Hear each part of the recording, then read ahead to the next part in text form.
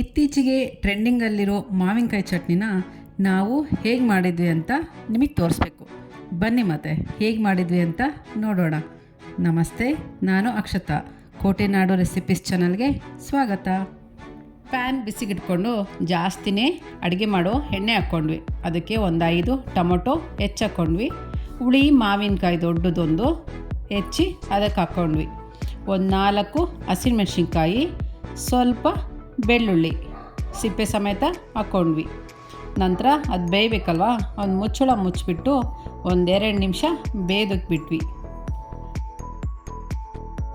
ಆಮೇಲೆ ಮುಚ್ಚಳ ತೆಗೆದ್ಬಿಟ್ಟು ಮಾವಿನಕಾಯಿ ಮತ್ತು ಟೊಮೊಟೊನ ಉಲ್ಟಾ ಹಾಕ್ಕೊಂಡ್ವಿ. ಅಷ್ಟರಲ್ಲಾಗಲೇ ಮೆಣಸಿನ್ಕಾಯಿ ಮತ್ತು ಬೆಳ್ಳುಳ್ಳಿ ಸ್ವಲ್ಪ ಸೀದಂಗೆ ಆಗಿಬಿಟ್ಟಿತ್ತು. ಅದಕ್ಕೆ ಅದನ್ನು ತೆಗೆದುಬಿಡೋಣ ಅಂದ್ಕೊಂಡು ಮೆಣಸಿನ್ಕಾಯಿ ಮತ್ತು ಬೆಳ್ಳುಳ್ಳಿ ಟೊಮೊಟೊ 3 ತೆಗೆದುಬಿಟ್ವಿ. ಆದರೆ ಮಾವಿನಕಾಯಿ ಮಾತ್ರ ಇನ್ನೂ ಬೆಂದೇ ಇರಲಿಲ್ಲ. ಮತ್ತೆ 1-2 ನಿಮಿಷ ಬೇಯೋದಕ್ಕೆ ಪ್ಲೇಟ್ ಮುಚ್ಚಿ ಇಟ್ಬಿಟ್ವಿ.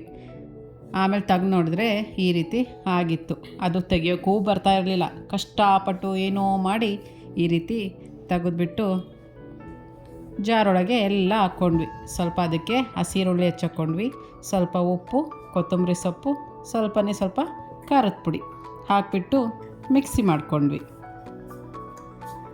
ನೋಡಿ ಈ ರೀತಿ ಆಗಿತ್ತು. ಪರವಾಗಿಲ್ಲ, ಚೆನ್ನಾಗಿತ್ತು. ಬಿಸಿ ಬಿಸಿ ಚಪಾತಿ ಮಾಡಿಕೊಂಡು ಸ್ವಲ್ಪ ಚಟ್ನಿ ಹಾಕ್ಕೊಂಡು ತಿಂದ್ವಿ. ಹೊಸ್ದಾಗಿ ಏನಾದರೂ ನೋಡಿದರೆ ಮಾಡ್ಕೊಂಡು ಮನೇಲಿ ತಿನ್ನಬೇಕಲ್ವ.